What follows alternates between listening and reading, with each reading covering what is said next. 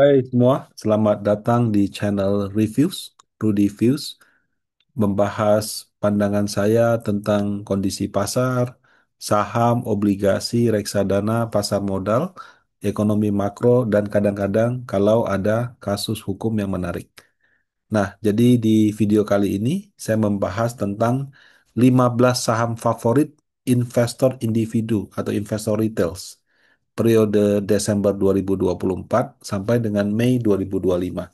Nah, saya kasih tanda bintang investor retail atau investor individu yang saya maksud adalah investor non pengendali, non-controlling shareholder.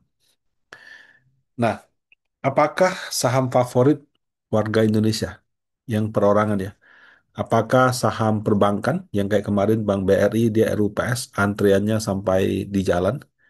Apakah saham konglomerasi yang lagi naik daun? Grupnya Prayogo, grupnya Antoni Salim, grupnya Sinarmas gitu kan, grupnya Panin, banyak sekali konglomerasi di Indonesia.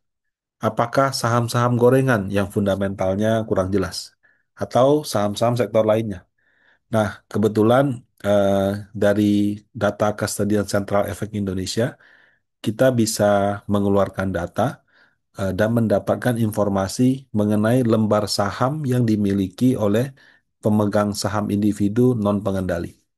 Nah, tapi dalam prosesnya ternyata ada juga beberapa saham yang tercampur. Nanti pada saat penjelasannya akan saya tampilkan. Nah, kalau berdasarkan data Mei 2025, menggunakan harga saham per akhir Mei juga, ini data yang tanpa diolah sama sekali. Jadi dari nomor 1 sampai nomor 15 itu, nomor 1 di Bayan, cara bacanya ya. Bayan itu adalah saham yang paling favorit dimiliki investor berdasarkan jumlah dana kelolaan ya. Maksudnya nilai nilai sahamnya 288 T. Jauh lebih besar daripada peringkat 2 BRPT, BCA dan seterusnya. Nah, 288 T itu didapat dari 14,49 miliar dikalikan sama harga pada akhir bulan Mei. Nah, di peringkat 2 ada Barito Pacific 86,5 T, 68 miliar lembar. Baru nomor 3 BCA, nomor 4 BRI. Ya, BCA 55, BCA 45, nomor 5 TPIA, ya masih grupnya Barito 43 triliun dan seterusnya. Jadi kalau sampai dengan peringkat 15, investor retail itu punya 12,2 T, yaitu saham aman dan seterusnya. Nah, tapi pada saat saya membaca data ini, menurut saya ada keanehan gitu. Contoh misalnya, ranking duanya adalah BRPT. BRPT ini kan 86 T, 68,6 miliar lembar. Nah, kemudian saya pas lihat lagi, saham masyarakatnya cuma 26 miliar lembar. Gimana caranya dia punya ini 68 miliar? Berarti dugaan saya adalah porsi saham milik pengendali itu ikut dihitung. Nah, dalam hal ini pengendali kalau kita buka RTI ada huruf P-nya. P itu pengendali. Kalau Agus Salim Pangestu, Lim Chong Tien, Diana Arisyanti, David Kosasi, Rudi Suparman, kalau sahamnya tidak mencapai 5%, biasanya itu adalah saham milik direksi dan komisaris. Nah, sesuai dengan peraturan OJK dan keterbukaan, kalau Anda menjabat sebagai direksi dan komisaris di perusahaan, kepemilikan lembar saham Anda juga wajib dipublikasikan, berikut juga perubahannya. Nah, tapi kalau pemegang saham pengendali yang bentuknya PT atau perorangan, itu udah huruf P-nya. Di sini 66 miliar lembar. Nah, baru saham masyarakat yang scrip, artinya yang masih bentuknya sertifikat, sama saham treasury, ya 42. Itu berarti perusahaan beli sahamnya dari market. Nah, sehingga 68 miliar ini tidak benar-benar dimiliki oleh investor retail. Maksudnya investor retail yang publik ya. Karena menurut saya ya, dia memasukkan sahamnya Pak PP yang 66,8 atau 66,9. Nah, untuk itu perlu dikurangin. Jadi, kalau harus dikurangin, maka yang saya akan kurangin itu adalah investor yang ada logo P-nya. Kenapa? Karena kalau kamu P pengendali, itu berbeda sama direksi komisaris. Direksi komisaris boleh beli sahamnya, boleh jual sahamnya. Yang harus dia lakukan adalah mengungkap posisi per akhir bulan dan mengungkap transaksi pembelian atau penjualan. Kalau nggak salah, 5 atau 7 hari kerja setelah transaksi. Nah, tapi kalau pemegang saham pengendali itu lebih strict gitu. Dia boleh beli sahamnya di market, dia juga boleh jual sahamnya di market. Tapi kalau misalkan penjualan yang dia lakukan menyebabkan perpindahan investor pengendali, jadi tadinya misalnya pengendalinya A, dia punya 60%. Dia jual nih. Akhirnya pengendalinya jadi si B atau jadi si C. Nah, itu harus ada proses lagi. Nah, kenapa? Karena itu termasuk informasi yang sifatnya material, di mana pengendali perusahaannya itu berpindah gitu. Nah, jadi kalau pengendali itu tidak dilarang sih ya, tapi transaksi mereka biasanya relatif kecil. Maksudnya relatif jarang. Kalaupun ada, sifatnya itu misalnya strategis. Ada investor strategis masuk. Jadi dia pakai apa namanya? Pakai investor, dia misalnya dia punya saham, dia pindahkan ke nama perusahaannya. Jadi dia pengendalinya ada di perusahaan. Nah, itu transaksinya sekaligus gede, itu nggak apa-apa. Tapi kalau misalnya dia jual sahamnya ke pihak lain yang menjadi pengendali, atau lebih parah nih, dia jual ke publik, itu kan jadi pertanyaan. Nah, sehingga untuk akuntabilitas perubahan saham oleh yang ada logo P-nya itu sangat jarang. Nah, kita kan mau tahu saham favorit investor retails. P itu menurut saya tidak retails. Nah, kemudian dalam beberapa saham kayak contoh kayak Gajah Tunggal itu kan ada Pak Lo Keng Hong. Pak Lo Keng Hong bukan direksi, bukan komisaris, dan sudah pasti bukan pengendali. Tapi kalau dia punya di atas 5%, itu eh, namanya akan muncul. Nah, kalau misalnya kebetulan dari saham ini ada yang seperti Pak Lo Keng Hong, tetap saya hitung lembar sahamnya. Jadi yang benar-benar saya keluarkan hanya yang ada P ini. Nah, eh, setelah saya kaji dari 15 besar saham ini, yang seperti itu ternyata ada beberapa. Ya, yang pertama itu BRPT. Jadi saya kurangi sahamnya Pak Prayogo 66,89 miliar lembar. Kemudian TPIA. TPIA ini kan 4,35 miliar milik Pak Prayogo langsung. Nah, kalau di sini TPIA ini 4,6 dimiliki investor individu. Berarti selisihnya cuma 300 jutaan lembar dimiliki oleh publik, perorangan gitu. Jadi perorangan kalau punya saham TPIA itu cuma 300-an juta lembar, bukan 4,6 miliar. Karena 4,6, 4,35 itu langsung dimiliki oleh Pak Prayogo. Nah, ada juga Saratoga. Ya, Saratoga di sini nomor 12. Tapi begitu saya cek, ternyata ada saham yang dimiliki oleh Pak Edwin Surajaya. Jadi saya kurangi juga 4,5 miliar lembar. Nah, setelah dilakukan penyesuaian, eh, kan ada saham baru masuk, Hill. Ya. Terus saya lihat lagi, oh ada case sama lagi, saya sesuaikan lagi. Nah, sehingga setelah dilakukan penyesuaian, pada bulan Mei 2025 menjadi sebagai berikut. Peringkat satu, Bayan. BRPT TPIH hilang. Kenapa? Karena ternyata retailsnya itu adalah pemiliknya langsung. Memang sih di Indonesia itu tidak dibatasi. Pemilik itu boleh PT, kayak BCA itu PT.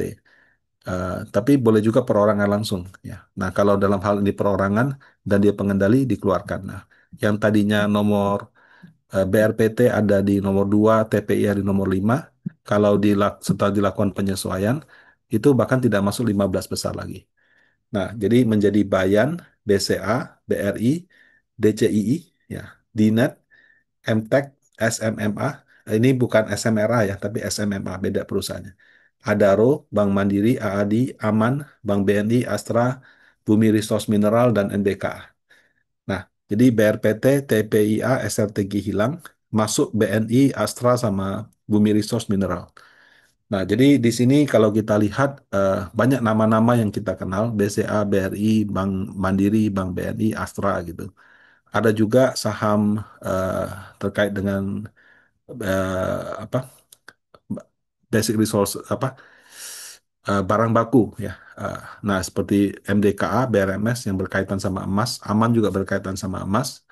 Nah, kemudian terdapat juga beberapa saham bukan konglomerasi, saham konsolidasi. Jadi biasanya dia induknya kayak DCII sama MTEK.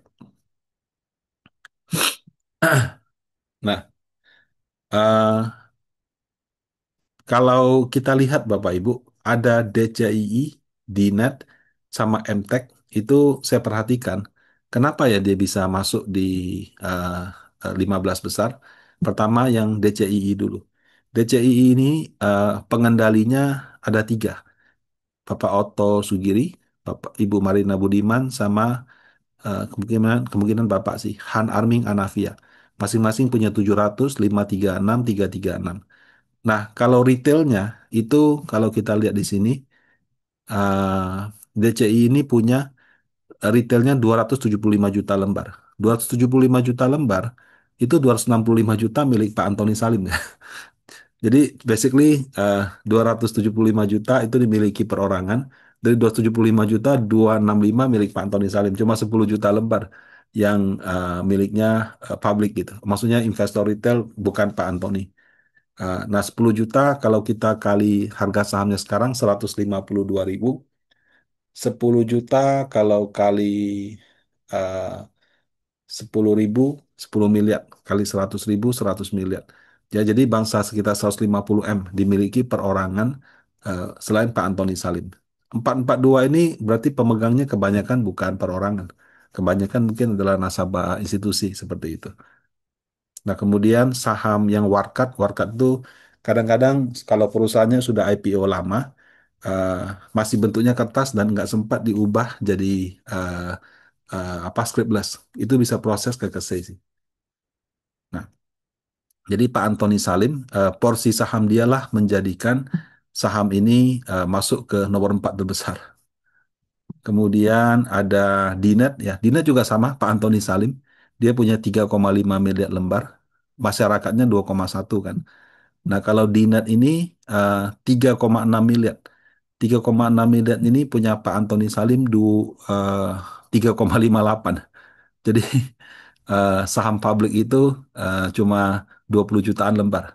Kalau kita keluarkan Pak Antoni Salim ini, saya yakin jumlah lembar sahamnya akan berkurang banyak. Tapi nggak saya lakukan, kenapa? Karena nggak ada huruf P-nya.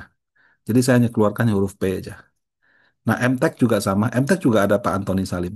Tapi MTEK ini lebih complicated. Kenapa? Karena dari sekian banyak pemegang saham perorangan, yang ada P-nya cuma Bapak Edi Saliatmaja.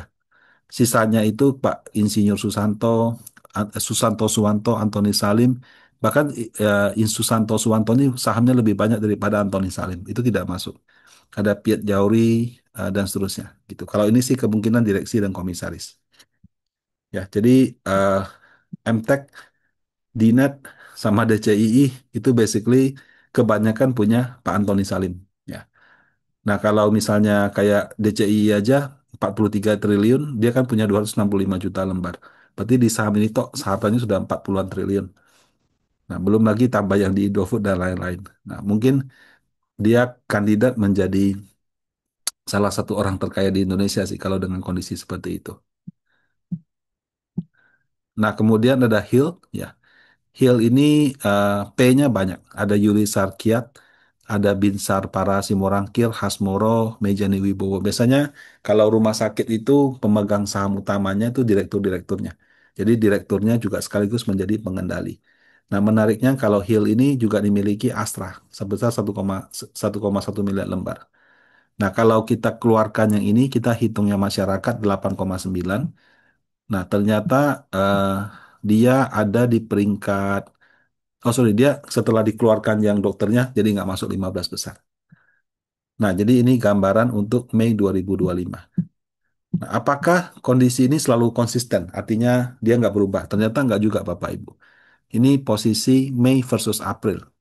Jadi kalau Mei ini Bayan, Bayan masih sama, nomor satu, BCA sama. Nah, di bulan Mei ini BRI nomor 3, DCI nomor 3. Jadi ini berbeda. Kalau di bulan Mei ini DCI nomor 4. Nah, kalau lembar sahamnya kan nggak banyak berubah tuh. 2 April 275, ini 275. Berarti itu karena penurunan harga sahamnya dari April ke Mei. Nah, kalau BRI dari April ini 10,8 miliar. Eh, Mei ini 10,1. Artinya retail jual sekitar 700 jutaan lembar saham, tapi mungkin harganya naik sehingga dia dari 41 jadi 45. Nah, seterusnya juga untuk Dinet, MTEK, dan seterusnya. Nah, Bapak Ibu bisa memperhatikannya. Jadi di bulan April tuh Goto sempat masuk di 15 besar dengan 8,22 triliun. Nah, selanjutnya ini adalah posisi Maret dan Desember. Nah, Maret Desember Bayan masih tetap nomor satu ya. Jadi kan kita kira BCA. Ya kebetulan pemegang saham BC-nya, BCA perorangannya nggak pakai perorangan sih, dia pakai company, jadi nggak kelihatan. Ya, DCII. Nah, di Desember 2024 ada BRI di Adaro, ada ULTJ juga. Ya, ULTJ ini sempat masuk 15 besar saham yang dimiliki perorangan terbanyak dengan nilai 9,6 triliun. Nah, kemudian ada Aman juga dan lain-lain. Eh, nah, dari top 15 tersebut, ya kalau saya perhatikan case yang menarik itu ada DCII. Jadi DCII ini lembar sahamnya hampir konsisten, 275 juta, ya, paling cuma beda dikit-dikit doang. Nah, harga sahamnya yang naik 4 kali lipat, 42.000 jadi 160.000. Nah, itu menyebabkan dari 11 triliun jadi 46 triliun, 43 triliun, tergantung perubahan harganya. Tapi eh, kalau seperti ini juga berarti yang menikmati kenaikan harganya cuma segelintir orang saja. Kenapa? Karena sahamnya mungkin kurang liquid. Seperti itu. Nah, eh, sepertinya saya ada skip ya. Kalau di Bayan ya, Bayan itu nomor satu terbesar itu karena ada saham yang dimiliki oleh Elaine Low. Ya, Elaine Low itu eh, saham, oh mungkin kita skip di sini. Jadi kalau di apa di Bayan itu kenapa dia terus nomor satu? Bayan itu pemegang saham besarnya ada dua orang, Datuk Low Tuk Kwang sama dia punya anak perempuan Ilen Low gitu. Nah, Datuk Low Tuk Kwang itu pemegang saham pengendali. Lembar dia nggak dihitung. Tapi waktu itu dia mewariskan saham kepada anak perempuannya. Nah, kebanyakan ya mungkin 80-90% daripada 288 T ini dimiliki oleh anak perempuannya langsung gitu. Nah, jadi itu waktu itu menjadi hibah terbesar sepanjang sejarah Indonesia karena bernilai 200-an triliun. Nah, ini yang batu bara. Nah, demikian materi kali ini. Kalau misalkan ada pertanyaan, bisa disampaikan di kolom chat. Nah, perlu dipahami semua nama saham yang disebut di sini bukan rekomendasi buy, sell, atau hold. Saham yang dimiliki oleh lebih banyak orang tidak berarti harganya akan naik. Sebaliknya saham yang dimiliki oleh tidak banyak orang belum tentu juga akan turun. Data ini saya ambil dari Kesei IDX diolah dengan ChatGPT. Bisa saja salah gitu. Nah, demikian semoga bermanfaat. Terima kasih.